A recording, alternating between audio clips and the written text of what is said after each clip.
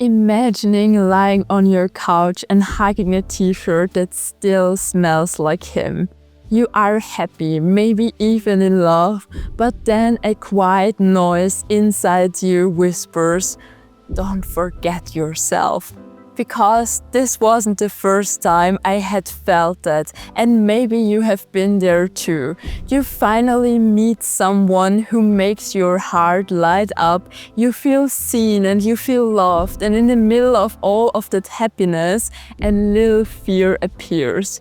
Not the fear of love itself, but the fear of losing yourself again.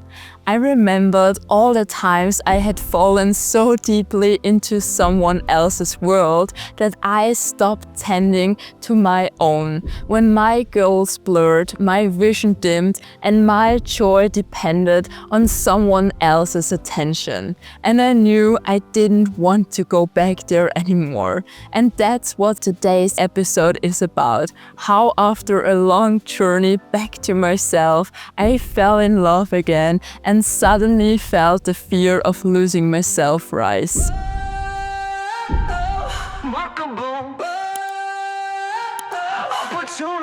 So my thoughts circled around him instead of remarkable opportunities. And I realized I didn't want to repeat the past, where my focus in toxic relationships would shift completely to the other person. Because it's so easy to romanticize the feeling of merging with another person. But love isn't about dissolving who you are. It's about creating something together while protecting your own ground.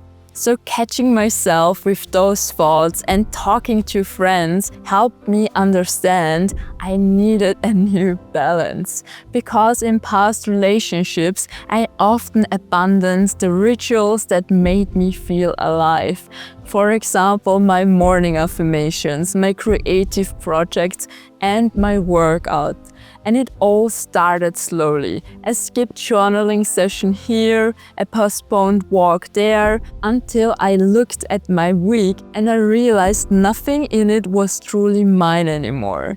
So my goals blurred and my focus shifted. But this time I made myself a promise. My vision with remarkable opportunities and myself remain my priority. Because here's what I've learned. If someone truly belongs in your life, they won't ask you to shrink. They will celebrate your bigness and they will want to grow beside you. But how do you create that balance? How do you stay anchored in yourself when you are falling in love? So here are a few practices that have helped me keep my center. First of all, I wrote down all my non-negotiables. These are rituals, values, or boundaries that you refuse to compromise. Maybe it's your weekly creative time, your workouts, or your quiet evenings. When you see them clearly, you are less likely to let them fade. For me, it looks like that.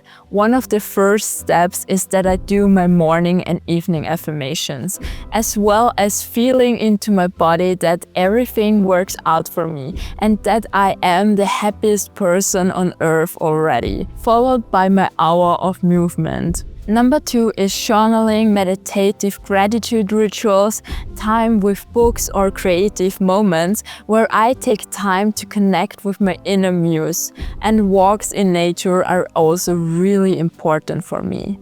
And I really feel the freedom to choose, and I value designing my life with intention, so that my daily rhythm reflects who I want to be. Open communication is also so important because I tell him what matters to me, take conscious time for myself, and also create space for us. And then I reflect, what do I need today to stay rooted in myself?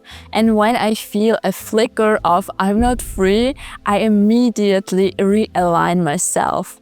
I've also introduced regular self-check-ins, like what's going well and where do I need to adjust.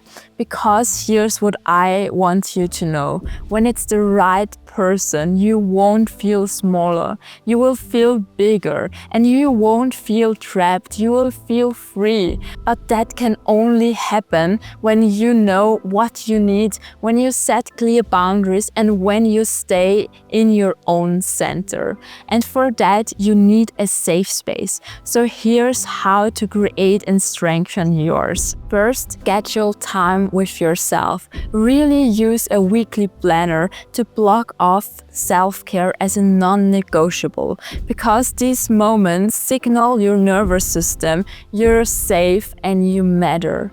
And also protect your energy sources. Identify what refuels you, like movement, silence, or creativity, and honor those rituals like appointments. Also create a physical safe spot. Maybe it's your cozy chair, your yoga mat, or a candlelit corner.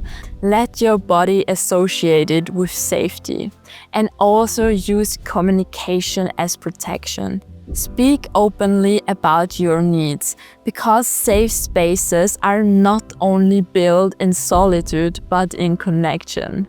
And this is also so important. Practice check-ins with yourself. So ask yourself daily, what do I need for myself today and where am I? Because you should grow with intention and not with pressure. And dreaming big doesn't mean rushing. Also carve space to visualize your goals softly and consciously. And the key message of this episode is simple. You can have love and growth. And you can open your heart without closing the door to your vision. And you deserve a relationship where you are not just loved but fully seen. So ask yourself, what do I need to stay connected to me? And where can I create more space for both love and my own expansion? Because you are worth that balance. So if you are in a similar space, know that you are not alone. And yes, you can have both love and growth. And never forget, you are remarkable. So let's grow together. Remarkabilize us and hit the subscribe button so you will never miss another episode about mental transformation and life's remarkable opportunities. All the best, your Alex.